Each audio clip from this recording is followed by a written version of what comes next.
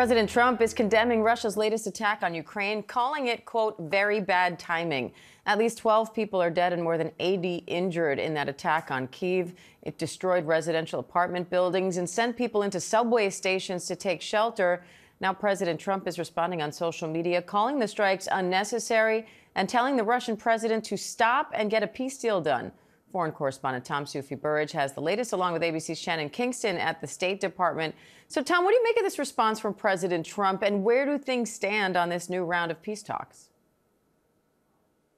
Well, at the moment, we're not close to a breakthrough, right? So I think, there is a US proposal that's come, after those talks with Russia, effectively on the table. We know some of the detail. We don't know all of the detail. I mean, we know the broad points, I think, favor the Russian position. Effectively, Russia has said it is stepped back from demanding even more territory, Ukrainian territory, than it currently controls. So it looks like a concession, but really, I think, the main points effectively would leave a lot of Ukrainian territory, about 20% of sovereign Ukrainian territory, in Russia's hands. And at the moment, I think, we're short on detail about potential Russian concessions in these talks. And look, the Europeans are worried about this. I mean, French President Emmanuel Macron, within the last few hours, has basically accused Vladimir Putin of lying. He's told him to stop lying because, Vladimir Putin is claiming he wants peace, but then he's launching this absolutely horrific missile and drone strike on Kyiv, claiming many lives. Shannon, who controls Crimea is a big sticking point in this deal. How is the Trump administration trying to navigate that? Well, Diane, Trump officials and even the president himself are being very careful with their wording. They're pointing out that under this current proposal on the table, that the U.S. would be the ones recognizing Crimea, which is, of course, a very strategically important peninsula that has been under Russian control for more than a decade. It would be the U.S. recognizing Crimea is a part of Russia. They're saying Ukraine really wouldn't have to do anything on that matter. But of course, it is still hugely consequential for Kyiv. And they're saying that this is a non-starter. Now, that's caused a lot of frustration on the U.S. side. And that's because they see that the concessions that Ukraine will have to make down the line are going to be even more painful. Another bad sign for negotiations. And Tom, the Trump administration has faced criticism from people saying they're favoring Moscow in this negotiation. Could anything be added to the current peace deal to try to change that in any way, put more pressure on Russia or have Russia give up more?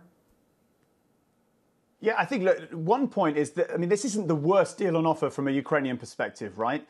For example, according to reports, this isn't confirmed, but most reports suggest that Ukraine would not be required to demilitarize under this deal. So, it is a bad deal for Ukraine in many respects, but it's not the worst one. I think what the Ukrainians and the Europeans, and they've kept on hammering home this point over the last few weeks, and they haven't had clarity from the Trump administration, at least not in public, over what security guarantees would be included to prevent Russia from attacking Ukraine again. So if Ukraine were to de facto give up 20% of its land to Russia in this deal, it is a bad deal for Ukraine. But for Ukraine, they want a guarantee that Russia would not be able to do that again. Now, the Europeans are willing to put troops into Ukraine, a sort of deterrence force, but they want the US administration to provide some kind of backstop and have some kind of involvement in that equation. Not troops on the ground, but some kind of support. At the moment, the Trump administration hasn't gone there. And at the moment, most of the signs is that the Trump administration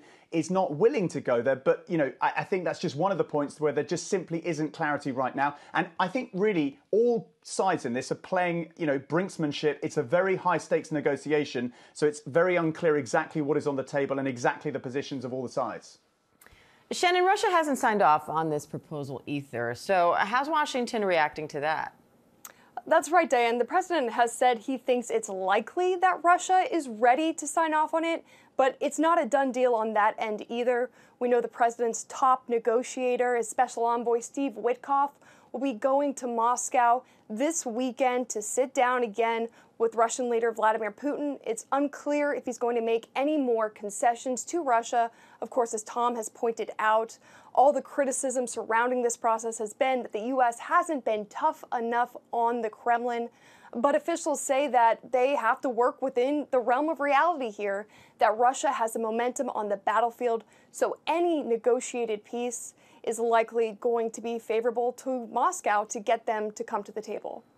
All right, Tom, Soufi, Burridge, Shannon, Kingston, thank you both.